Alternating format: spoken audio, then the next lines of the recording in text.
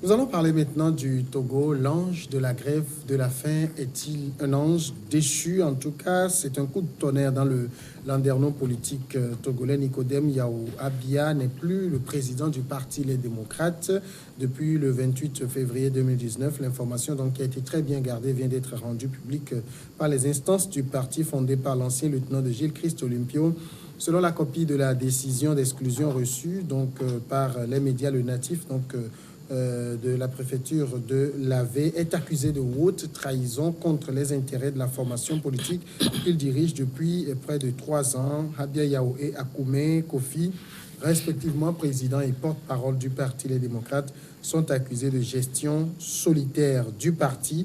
Alors, il est prononcé à leur encontre une blâme à l'encontre de Akoume Adodo, qui est déchu de son titre de porte-parole du parti et de ses prérogatives. Le sieur Akoume Kofi Adodo n'est plus autorisé à occuper donc de poste de responsabilité. Blâme également à l'encontre de M. Habia Yao, déchu de son titre de président national et des prérogatives qui y sont liées avec interdiction de toute déclaration publique au nom du parti politique Les Démocrates jusqu'à nouvel ordre. C'est écrit du docteur Akako Akwete, le premier conseiller du bureau exécutif du parti Les Démocrates. Sous le moins qu'on puisse dire, c'est qu'il y a du rififi chez les démocrates. Oui, il y a du rififi chez les démocrates, mais on fait des choses de façon, vous permettez le terme, incivilisé, parce que moi je suis étonné qu'une seule personne, peut-être qui se lève, qui envoie une note de destitution à un président de partis politiques, comme quoi... Il se présente comme le président de la commission ad hoc mise en place pour connaître l'affaire. C'est comme le parti s'est formé sur des humains de quelques personnes seulement, et ils ont mis peut-être M. Habia à la tête de ce parti-là. Et donc moi, je me dis que s'il faut qu'on destitue le président d'un parti, il faut aller peut-être à un congrès, puisque le congrès est souverain et que c'est le congrès qui va quand même permettre, la décision du congrès qui vont permettre de... Moi, je prends ce sujet-là sur 2 angles. Le premier, c'est normal quand on est président d'un parti politique, quand on a fait une gestion très opaque, quand on ne respecte pas, comment appelle-t-on, les règles du jeu ou les règles du parti politique-là, on peut quand même destituer ce président-là si justement les tests prévoient des moyens pour lesquels ou sur lesquels on pourrait quand même destituer. Maintenant, ce qui me trottine dans cette histoire, M. Habia le disait, il disait qu'il n'était pas là et que des gens ont profité de son absence pour monter des coups contre lui.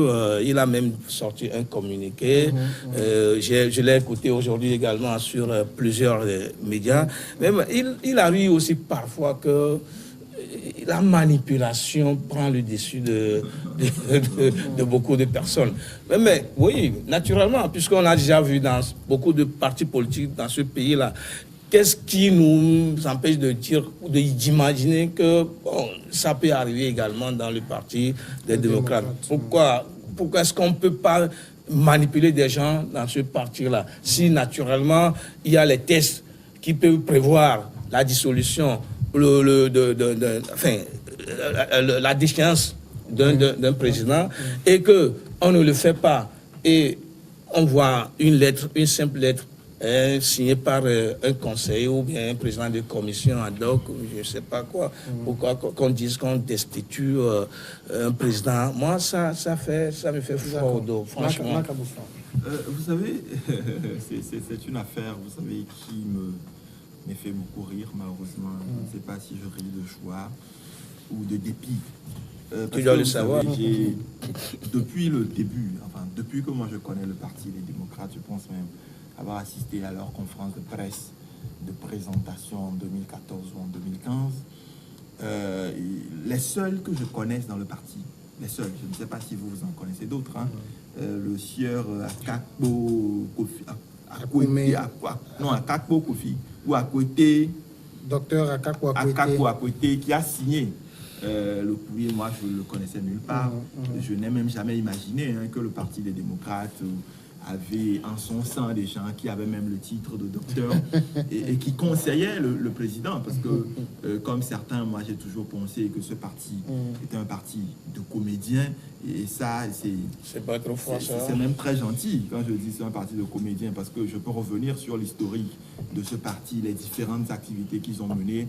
On n'a jamais vu des activités consistantes de parti. À chaque fois qu'on a vu ce parti, c'est ce regroupe. C'est venir dans les regroupements plus ou moins solides pour chercher une certaine popularité. On a vu comment Habia, d'abord, depuis l'affaire du mouvement citoyen l'alternance sous la mort, on a vu avec Fulbert et Guillaume Coco ce qui s'est passé. Ensuite, on a vu comment... le Front Tchoboué. Non, avant le Front Tchoboué, on a vu comment il y a eu cette fracture-là et comment il est resté avec les amis de Gilles Christ, Olympio, quand les autres sont allés créer.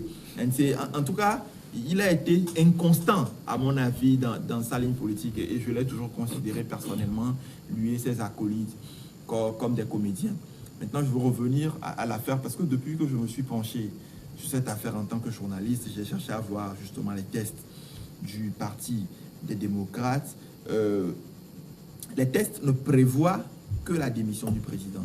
Les tests prévoient la démission ou le décès, mais les tests ne prévoient pas la déchéance du président. Le président peut rendre les tabliers, mais leur test ne permet pas à aucune instance, parce que même le Congrès, de démettre un président en exercice de ses fonctions. Ça, c'est ce que j'ai pu constater avec les procès. Il y a des éléments que je n'ai pas pu apercevoir, mais les tests ne prévoient pas ça. Et donc, c'est assez curieux quand même qu'un individu se lève et écrive un courrier à la va-vite, un conseiller, parce qu'un parti, c'est un secrétaire général, c'est un trésorier, ça a des membres du bureau, à mon avis, beaucoup plus influents qu'un simple conseiller. Donc, qu'un simple conseiller... Premier conseiller du bureau exécutif. Oui, mais ça ne s'entend pas du tout bien. Ça n'a pas de sens, parce que c'est un vice-président, c'est un secrétaire général. Moi, j'ai toujours pensé qu'il n'existait pas. J'ai toujours dit, même à plusieurs reprises, que les partis, comme les partis démocrates, ce n'est pas le seul. Il y a plein d'autres partis comme ça, se limitent à la personne du fondateur et de un ou deux de ses acolytes qui le suivent souvent. Mais j'ai suivi de très près. Et pourquoi je dis que ce parti était toujours un parti des comédiens? Nous avons tous suivi cette simulacre de grève de la faim qui a été faite. On va venir à ça à aussi. l'époque, j'avais déjà écrit pour dénoncer le fait que dès les premiers jours de la grève de la faim que faisait M. Nicodème Habia, il rentrait les soirs chez lui et revenait le matin devant l'ambassade. Ce n'est qu'à partir du 5e ou du 6e jour qu'il a commencé par dormir. On va revenir dans les détails sur ça. Mais Georges Hérault, est-ce que vous aussi vous parlerez en tout cas pour désigner ce qui se passe actuellement au Parti des démocrates de comédie simplement? En fait, j'avais pas voulu. J'avais pas voulu, d'autant plus que c'est un parti politique légalement constitué qui forcément a une ligne directive à suivre, a ses stratégies, ses moyens pour pouvoir exercer le pouvoir. Mais à un moment donné, certains actes nous interpellent énormément. En fait, quand Marc parlait de grève de faim de M. Habia, effectivement, je fais partie des gens qui estiment que, bon, ces grèves, il doit y avoir les autorités qui, peut-être par un geste, intervenir, l'aborder pour que, bon, peut-être ça soit réglé comme ça. Mais aujourd'hui, si j'écoute des gens qui sont plus proches de ce président, qui nous disent que ce qu'il avait fait et que nous autres, nous avons considéré que, bon, même si c'est des comédies, comme le qualifient les autorités togolaises, que peut-être il doit y avoir des actions aujourd'hui. Les autorités, je donne raison aux autorités, puisque ils voient plus que nous, parce qu'ils ont des renseignements plus poussés, plus que nous, pour pouvoir comprendre certaines choses. Ouais.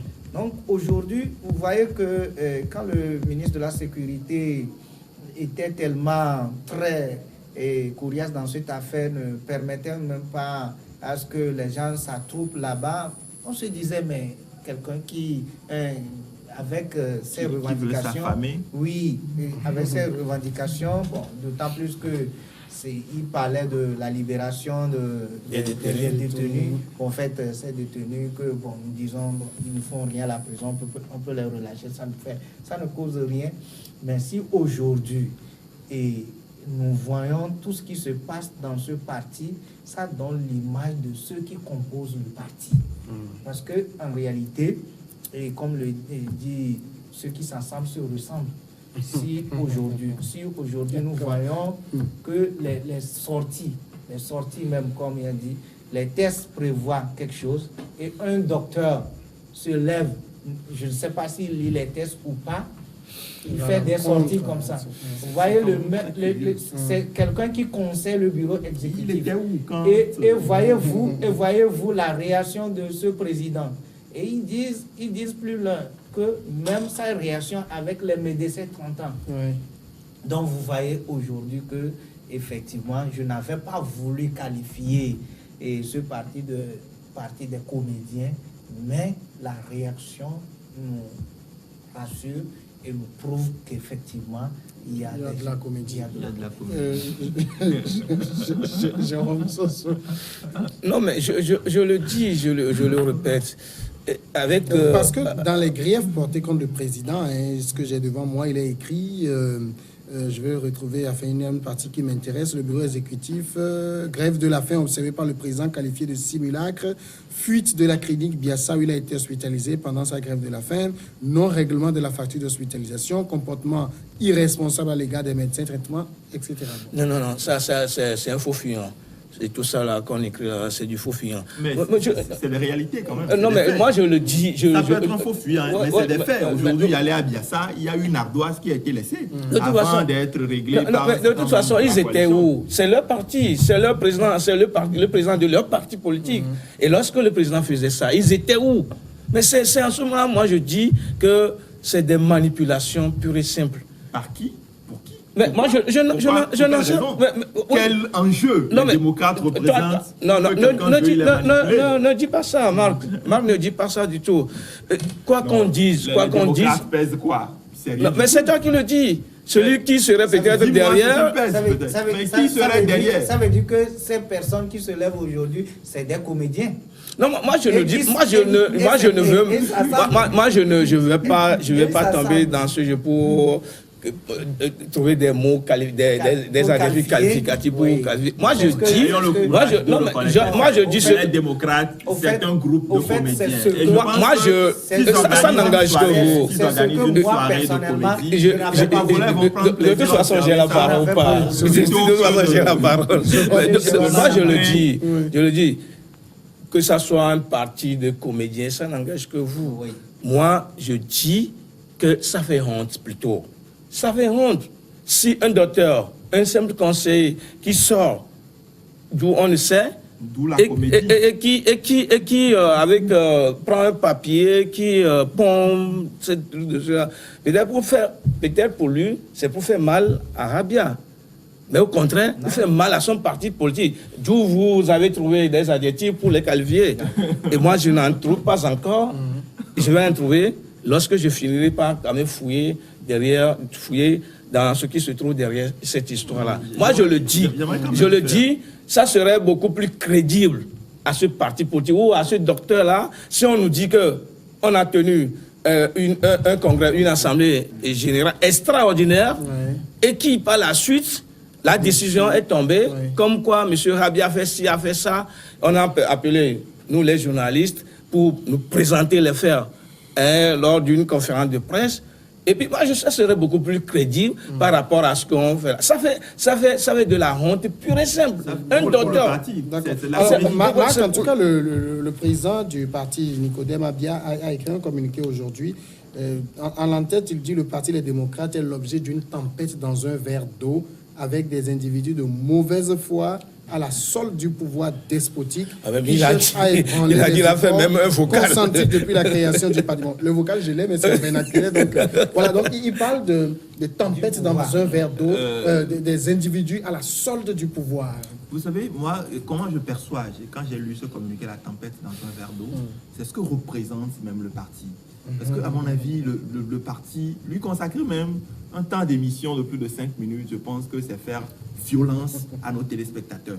Parce qu'à mon avis, le parti de Nicodème Abia ne représente rien, ni sur l'échiquier politique, la personnalité politique même.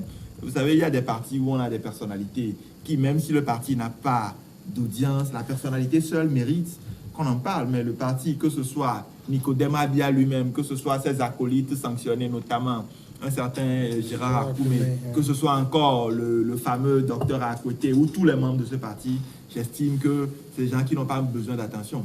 Et c'est grave encore ce que dit Abia. Et tout ça, peut-être, à mon avis, est orchestré. Parce que moi, j'ai dit toujours que tout ce que faisait ce parti, depuis un certain moment, c'était orchestré en vue de s'attirer de l'attention de la population. Parce qu'on a vu cette simulacre, et ça, c'est pas moi qui le dis, hein, ce sont les membres du parti de Nicodème Abia qui le disent, cette simulacre de grève de la faim a, à mon avis, permis d'avoir une certaine popularité. Parce que, ma foi, il y a beaucoup de personnes même qui connaissaient ni Nicodème Abia, ni son parti, jusqu'à ce qu'il ne déclenche la grève de la faim.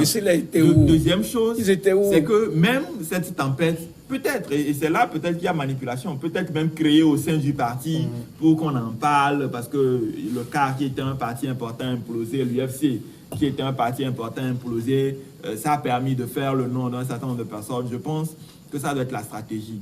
Mais mettre ça sur le dos du pouvoir, je pense que c'est quand même assez culotté, parce que le pouvoir de Lomé, notamment des représentants importants, le ministre Barara, qui a toujours été le porte-parole officieux du gouvernement, le ministre de la Sécurité, dont on connaît le rôle dans le pouvoir. On dit depuis longue date que ce parti était un parti de comédiens, que Abia lui-même était un comédien. Moi, je ne vois pas en quoi eux, ils manipuleraient qui. Vous savez, ces insinuations aussi sont dangereuses. En quoi? Quel est l'intérêt pour quelqu'un de manipuler? Il y a des partis plus importants. Tu n'en sais rien. Il y a des partis plus... Vous savez, tu n'en sais rien. Je suis journaliste, j'analyse. Je me dis... le pouvoir a tout intérêt, tous les pouvoirs au monde le font. Ils manipulent des partis, des responsables de partis. Ça, c'est le jeu du pouvoir. Mais on ne manipule que des gens qui représentent un enjeu. Moi, je ne vois pas le pouvoir de Lomé. C'est ça peut-être qu'ils ne voient pas. Peut-être le pouvoir en place. Peut-être toi, tu ne vois pas. Il faut peut-être me donner l'intérêt de Abia pour qu'on lui trouve un intérêt. Abia représente quoi? Si je peux terminer, on ne manipule pas un parti comme l'ANC, un parti comme le PNP, un parti, encore moins peut-être le CAR ou l'FDR. Et c'est le parti de Abia qui difficilement même réunit 10 personnes au cours d'une réunion qu'on va manipuler, mais c'est qu'on veut accuser à tout prix quelqu'un. Et ça, Abia dit que ces individus sont la solde du pouvoir. C'est aussi une piste. Hein? En fait, c'est pour chercher un bouc émissaire. Vous savez, bon, le pouvoir peut... Bon, le pouvoir n'a qu'à accepter comme ça. Non, pas du tout, pas du tout. De toute façon, le pouvoir ne dit rien. Parce que, vous savez... C'est un émissaire trop facile. Oui, c'est que vous savez, ce qui me rigole dans cette déclaration, c'est que tout le monde veut mettre tout sur le pouvoir. Mais c'est parce que le pouvoir prête le flanc. C'est parce que naturellement le pouvoir prête le flanc. C'est pour cela le pouvoir prête le flanc. C'est pour cela qu'à un moment donné, le pouvoir a fait quoi? Beaucoup de choses. Qu'il faut forcément dissocier le pouvoir, par exemple, de l'UNI. Mais justement. Vous voyez? Donc, on met le pouvoir, oui. C'est l'UNI qui est au pouvoir. Oui, il y a l'UNI qui est au pouvoir, mais le pouvoir aussi, c'est une institution indépendante qui n'est pas, par exemple, prenons le président de la République, il est le président de son parti, mais il est le président de tous les Togolais. C'est ce que je dis. En principe, il ne doit plus être président de son parti. Oui, normalement. Bon, il n'y a aucune norme écrite qui le précise. C'est ce que je voudrais dire. Et là, qu'est-ce l'aurait voulu. Et là, qu'est-ce qui se passe? C'est que, vous voyez, cet homme qui a organisé les grèves de faim, qui a attiré l'attention de tout le monde, y compris des pays voisins, cet homme qui a été soutenu dans ce machin-là, comme avec les Kokoumé, Akoumé, Akako, les gens ont du mal de tenir leur nom. Oui, parce qu'on au lieu de dire Akoumé, il faut dire la pâte, c'est mieux. Même les hommes politiques ne les connaissent pas. Parce qu'on ne les connaisse pas. Même les hommes politiques ne les connaissent pas. Voulez-vous que la population les connaisse? Donc, vous voyez, et que peut-être ça porte à croire que le pouvoir qu'il est en train de prendre aujourd'hui comme étant le coupable de ce qui se passe dans son parti, alors qu'est-ce qu'on lui reproche aujourd'hui? On lui reproche de la malveillance financière, oui, la malversation financière, simulacre de grève, des ardoises financières. On dit même qu'il y a même des comptes qui ont été créés de manière irrégulière. Et aujourd'hui, qu'est-ce qu'il demande? Il demande aux gens, est-ce que vous avez une fois cotisé? Moi, je pensais que le communiqué allait nous éclaircir sur certains actes, ou bien selon la déclaration qui a été faite, nous éclaircir sur la position de ce qui, ou bien ce qui a été fait. Permettez que je réagisse sur ce que M. Georges a dit. Vous savez, M. Georges a dit quelque chose de très important.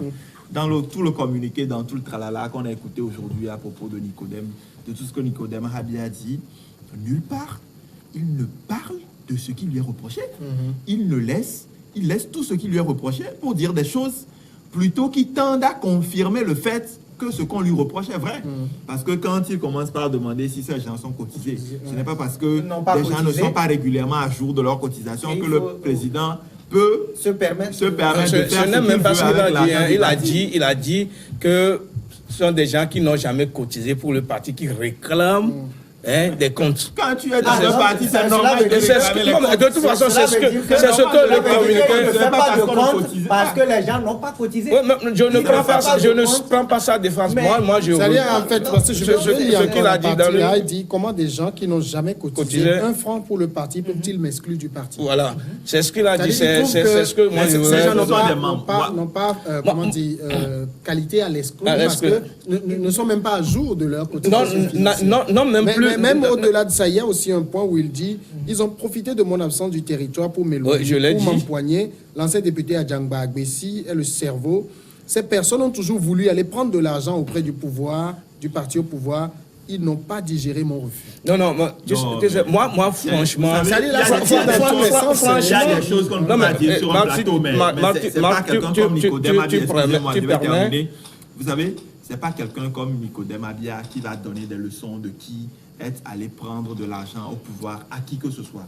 Nous n'allons pas dire des choses sur ce plateau. Mais Nicodème Abia, nous connaissons toute son histoire. J'ai parlé tout à l'heure du mouvement citoyen pour l'alternance. Et lui, en tout cas, de tous les politiciens togolais, il est le moins à même de donner des leçons sur ceux qui prennent de l'argent chez le pouvoir en place. Non, moi je le dis, je ne donne pas trop d'importance à la personnalité de M. Habia. Moi je parle même de la méthode utilisée pour le destituer. C'est ce qui est le plus important. Moi je crois qu'on pourrait quand même... Ils ont fait référence à l'article 29, je crois, des statuts du parti, hein, si je peux encore me retrouver. J'ai devant moi parce qu'ils disent conformément aux articles 29 des statuts et alinéa 18, alinéa 4 et 5 du règlement intérieur du parti. Et ces textes on dit quoi? Bon, il n'a pas cité je le dis. Nous avons l'honneur de vous notifier, la décision de...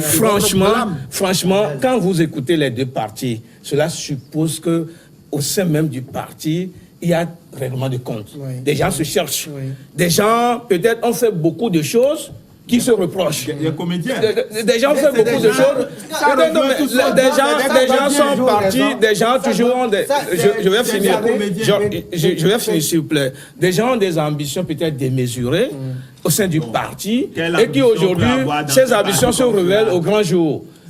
Par rapport à tout ce que, d'abord, ceux qui destituent aujourd'hui Habia disent et ce que Habia dit contre ceux qui le destituent. Et donc, pour moi, je crois qu'il faut attaquer plutôt la méthode utilisée que de s'intéresser à ces personnalités, à la personne de ces personnes-là, de ces gens-là. Un parti politique ne se résume pas seulement à la personne du président, du porte-parole, un parti politique, c'est toute une organisation. Et là, vous voyez aujourd'hui que quand les gens, à un moment donné, qu'on appelle les démocrates, n'arrivent pas même à pratiquer le test qu'ils ont devant eux, parce que selon ce que Marc... Avec tout ce qu'ils ont produit là, c'est comme il n'y a pas de test même qui registre le fonctionnement du parti, c'est tout. Alors c'est de la comédie.